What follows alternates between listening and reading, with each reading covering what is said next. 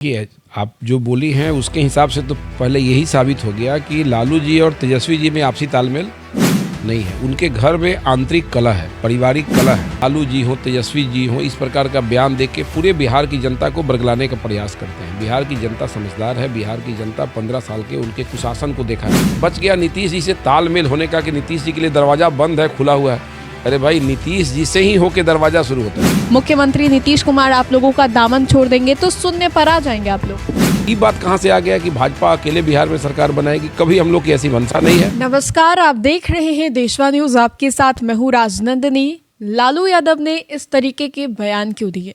जिस तरीके से उन्होंने बोला है कि नीतीश कुमार के लिए दरवाजे खुले हैं, नीतीश कुमार को वो अभी भी माफ कर देंगे, गलतियां सभी से होती हैं।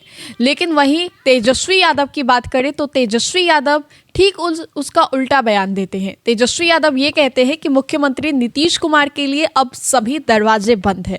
इसको लेकर के बीजेपी क्या कह रही है? क्या वाकई जो बातें चल रही थी कि मुख्यमंत्री नीतीश कुमार बीजेपी से नाराज चल रहे हैं, उस बात में कितनी सच्चाई है? बातचीत करने के लिए हमारे साथ बीजेपी विधायक हैं, उन्हीं से जान लेते हैं। वाकई मुख्यमंत्री नीतीश कुमार नाराज चल रहे हैं आप लोगों से? देखिए, आप जो बोली हैं उसके हिसाब से तो पहले यही साबित हो गया कि लालू जी और तेजस्वी जी में आपसी तालमेल नहीं है। उनके घर में आंतरिक कलह है, पारिवारिक कलह है। इसलिए लालू जी कुछ बोलते हैं, तेजस्वी जी दूसरी बात बोलते हैं। बच गया नीतीश जी के नाराज़गी का। तो नीतीश जी ने कई सार्वजनिक मंचों पे और एनडीए की बैठकों में स्पष्ट रूप से कह दिया कि पहले जो हुआ वो भूल थी। अब फिर बिहार के अहित में ऐसा कोई निर्णय होने वाला नहीं है। लेकिन अपने दिल को संतुष्टि देने के लिए लालू जी हों, तेजस्वी जी हों, इस प्रकार का बयान देके के पूरे बिहार की जनता को बरगलाने का प्रयास करते हैं। बिहार की जनता समझदार है। बिहार की जनता 15 साल के उनके कुशासन को देखा है, उसको परखा भी है। पहले के लोग कैसे आपराधिक गतिविधि, कैसे महिलाओं के साथ अभद्र व्यवहार, कैसे शोरूम लूटे जाते थे, कैसे पैसा रख के लोग दुकान नहीं खोल पाते थे, सभी चीज़ों का लोग अवगत हैं। पहले लड़की साइकिल से नहीं जा सकती थी पढ़ने, आज 5 बजे सुबह लोग स्कूल जा रही है, ट्यूशन जा रही है। बिहार में बदलाव हुआ है। सड़क, बिजली, पानी, सारे क्षेत्र में सुधार हुआ है। जो बच्चा है वो काम होगा। तो गुंडा राज कौन लाना चाहेगा? बिहार के लोग तो नहीं चाहेंगे। और बच गया नीतीश जी से तालमेल होने का कि नीतीश जी के लिए दरवाज़ा बंद है, खुला हुआ है। अरे भाई, नीतीश जी से ही होके दरवाज़ा शुरू होता है। बिहार में नीतीश जी और भाजपा से होके ही दरवाज़ा खुलता है और बंद होता है। जब नीतीश जी अलग होते हैं तो दरवाज़ा बंद होता है, खुलता है। तो इस गलतफहमी में राजद को रहने की ज़रूरत नहीं है। तो लालू यादव तो बोल रहे हैं ना कि स्वागत है, गलतियां सभी से होती हैं, उनकी ओर से तो दरवाजे खुले हैं। वो तो अपने मन से न बोल रहे हैं, लेकिन नीतीश जी जो कह रहे हैं उसको तो समझिए। नीतीश जी ने कहा कि आरजेडी के लिए परमानेंट दरवाज़ा बंद हो चुका है। ये तो नीतीश जी पहले कह चुके हैं। अब ये लोग अपने दिल को संतुष्टि देने के लिए कि इनके कर्जकर्ता ये समझे कि कहीं 25 में कहीं कुछ अच्छा हो जाएगा, इसके लिए इस तरह का बयान दे के ये अपने कर्जकर्ताओं को, मतदाताओं को जो है संतुष्ट करना चाह रहे हैं कि हम ऐसा बयान देंगे तो लोगों को लगेगा कि हमारी भी सरकार भविष्य में बन सकती है। ये सपना देखने की ज़रूरत आरजेडी को। आप लोग तो कह रहे हैं ये आरजेडी के बारे में, आरजेडी वाले तो आप लोगों को कह रहे हैं कि आप लोगों को खौफ है, मुख्यमंत्री नीतीश कुमार आप लोगों का दामन छोड़ देंगे तो शून्य पर आ जाएंगे आप लोग। देखिए, ये लोग बचकाना बात करता है। पूरे देश में हमारी सरकार है, तीसरी बार हमारी सरकार बनी है। मोदी जी ऐसे मजबूत प्रधानमंत्री इस देश को मिला। देश के अधिकांश राज्यों में एनडीए की सरकार है, तो हम क्यों डरे रहेंगे भाई साहब? हमारी सरकार बिहार में रही है या नहीं रही है, बिहार के लोगों को पता है, बिहार के अधिकारियों को पता है और बिहार के समझने वाले सभी लोग को पता है कि भाजपा, जदयू और एनडीए गठबंधन की सरकार से ही बिहार का हित हो सकता है।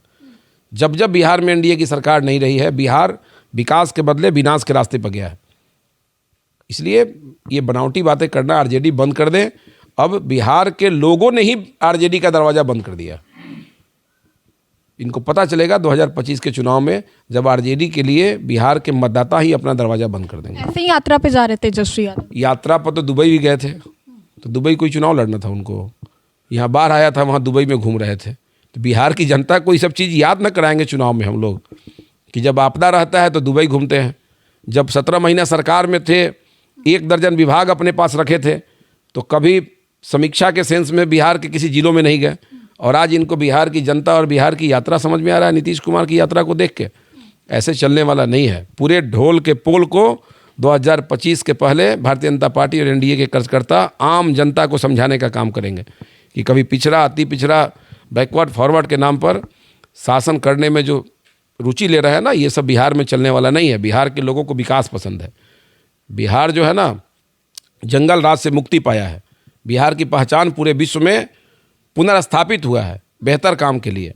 फिर से बिहार को गलत रास्ते पर नहीं जाने दिया जाएगा। जायसवाल जी, एक सवाल होगा, बेबाकी से जवाब दीजिएगा।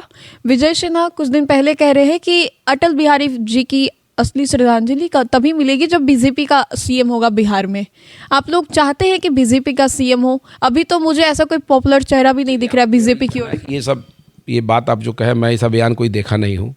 हर कोई चाहता है कि भाई हम बहुत मजबूत हो जाएं, लेकिन ऐसी कहीं कोई बात नहीं है। बिहार में एनडीए की सरकार है, भविष्य में एनडीए की सरकार होगी और नीतीश कुमार ही बिहार के मुख्यमंत्री के रूप में रहेंगे, हमारे अगुआ रहेंगे और उन्हीं के देख देख में बिहार में हमारी सरकार चलेगी।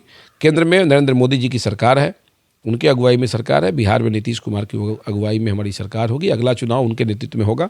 ये तो हमारे प्रदेश अध्यक्ष जी ने कहा है, सम्राट जी ने कहा है, विजय सिन्हा जी ने कहा है। कभी कभी आप लोग इस तरह का प्रश्न ही करते हैं कि प्रश्न के जवाब देने में नेता कोई बोल देते हैं कि भाई हमारे, कौन नहीं कहेगा कि भाजपा का सरकार बने? भाई अभी नहीं बने, 100 साल बाद बने, एक अलग बात हो गया। लेकिन ये बात कहाँ से आ गया कि भाजपा अकेले बिहार में सरकार बनाएगी? कभी हम लोग की ऐसी मंशा नहीं है। हमारे राष्ट्रीय अध्यक्ष जी ने भी, प्रदेश अध्यक्ष जी ने भी, सभी नेतृत्व एनडीए को मजबूत करने में लगे हुए हैं और बिहार में नीतीश कुमार के अमित शाह चुप रह गए, बोले पार्लियामेंट्री बोर्ड जो है वो है कि हर बात का जवाब हर समय में दिया जाएगा। अब किसी के यहाँ श्राद्ध में जाए और वहाँ पर बियाह का गीत गाना शुरू कर दे, बियाह में जाए वहाँ पर श्राद्ध का पूजा कराना शुरू कर दे, ये सब कहीं अच्छी चीज़ थोड़े है। कोई मंच ऐसा रहा होगा जहाँ उस विषय पर जवाब देना उनको उचित नहीं लगा होगा, नहीं बोले होंगे। लेकिन बिहार में आके जब मोदी जी बोलते हैं, अमित शाह जी बोलते हैं, नड्डा जी बोलते हैं, तो उन चीज़ों को भी देखिए। हर मंच पर हर तरह का प्रश्न का जवाब देना नेताओं के लिए संभव नहीं होता है। एक आखिरी सवाल होगा, बीपीएससी अभ्यर्थी मांग कर रहे हैं, सरकार के पास गुहार लगा रहे हैं, आयोग के पास गुहार लगा रहे हैं, ये तक कह रहे हैं कि पता नहीं कौन सी नींद मुद्रा में सोई हुई है बिहार सरकार। देखिए, बीपीएससी अभ्यर्थियों के साथ न्याय होगा। सरकार को भी समय मिलना चाहिए सभी चीज़ों की समीक्षा करने के लिए। पहले भी मैं इन चीज़ों को कहा था। और बीपीएससी के अभ्यर्थियों को, चाहे पीके हों या पप्पू यादव जी हो, कोई व्यक्ति भी जाते हैं मिलने सहानुभूति में, तो मिसगाइड होने की ज़रूरत नहीं है। हम लोग की भी आस्था, हम लोग का भी सोच किसी भी बेरोजगार व्यक्ति के प्रति है, चाहे वो बीपीएससी का हो या कोई भी नौजवान हो। अगर बेरोजगार है, वो मांग करता है या फिर मांग करने के क्रम में, आंदोलन के क्रम में अगर थोड़ी बहुत त्रुटि भी होती है, तो हम लोग उन चीज़ों को दरकिनार करते हैं, करना चाहते हैं। चूँकि पढ़ा लिखा व्यक्ति है, जॉब के लिए भटक रहा है, तो वैसे लोगों का सभी गलती क्षमा हो सकता है, लेकिन मिसगाइड होने की ज़रूरत नहीं है। मोदी जी, नीतीश जी पर विश्वास करना चाहिए सभी लोगों को, और जो न्याय के हिसाब से जो उचित होगा बिहार की सरकार उस मामले में निर्णय करेगी। प्रशांत किशोर तो पूरा मोर्चा संभाले हुए। प्रशांत किशोर जी को तो बहुत बात लोग बोल रहा था, देख रहे थे टीवी में, कहे कंबल दे रहे हैं, तो कहे कंबल देने से क्या हो जाएगा।